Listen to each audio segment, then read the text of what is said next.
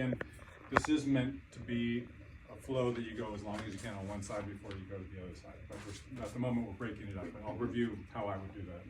And when you're saying side, are you saying left to right or front to back? Thank you, left to right. Okay. Yeah.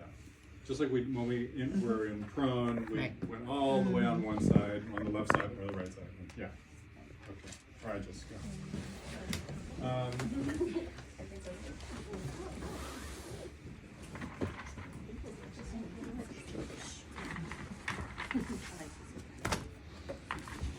Okay, so from dorsiflexion, we're then going to go to plantar flexion. And in the photo, I'm using one hand just so that you can see her foot better, but I actually do it like this, where I'm using two hands. And I'm going to start on the tarsals, then get a little longer metatarsals, right? And then include the phalanges. So it's a little longer each time. And I'm really trying to emphasize elongating the length of that tissue in the front there.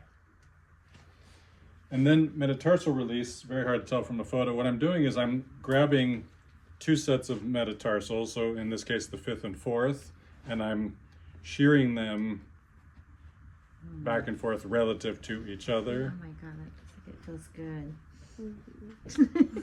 So here, same thing, fourth and third. So I'm moving them like this, so that the tissue, like this. yeah, the tissue between them Yeah.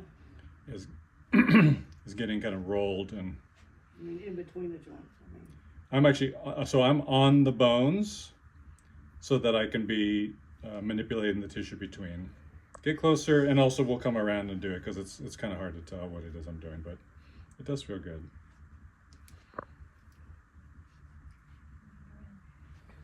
Okay, then toe tractions with a twist. So I actually like to start on the metatarsals, and so I'm reaching underneath with my index finger, so I'm squeezing, I'm twisting, and I'm pulling, so from metatarsals all the way out, so in this case to the fifth toe, including the toe, so I'm squeezing, twisting, and pulling all in one. Then onto the metatarsals again, out to the toe, like that. So now I'm on the third toe. No, I was on the second one. Wait a minute. There we go. She has 4 toes. It's hard with socks. Gotta go by feel. She doesn't know. She I thought for a moment maybe she had 4, but she's got all 5. Okay. Now I'm on the second toe.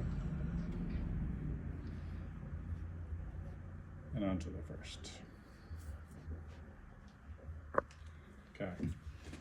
So that would actually complete however much of one side you're going to do. That would be a pause point, because now we're going to do both feet. We're going to do some thumb or knuckle compressions on the foot, and we're going to do both feet at the same time, mainly to save time. If you've got a 90-minute or a 2-hour session and the client requests foot work, then you can do one foot. But I do both feet almost always just to save time. So the drawing on the board, that's from the bottom of the foot, right? Labeled right and left accordingly. And we're going to start at point 1, and we're going to go down the arch towards the heel, go to the midline, and go back up, and then out to the outer arch and down, like an S curve. If you do use your thumbs, I encourage you to line them up with your radius bones and use your stance. I'm using my weight. I'm not making my poor thumbs do the work on their own. Second point.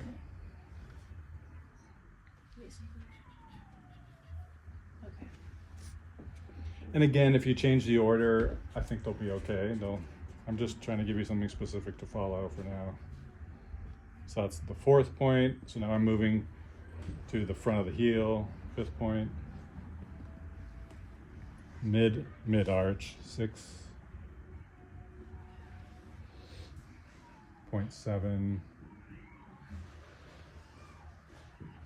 0.8. So you're crossing over to the Now I'm opposite. at the Okay. outer The outer ridge Yep. of the foot? Okay. 9 and 10, right in front of the heel again. If you need to use knuckles, you can do it like that, of course.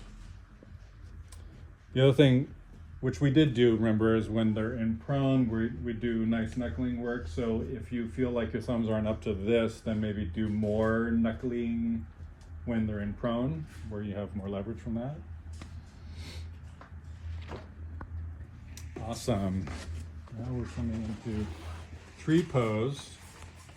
Can you grab one of those, any What do you bolster over there?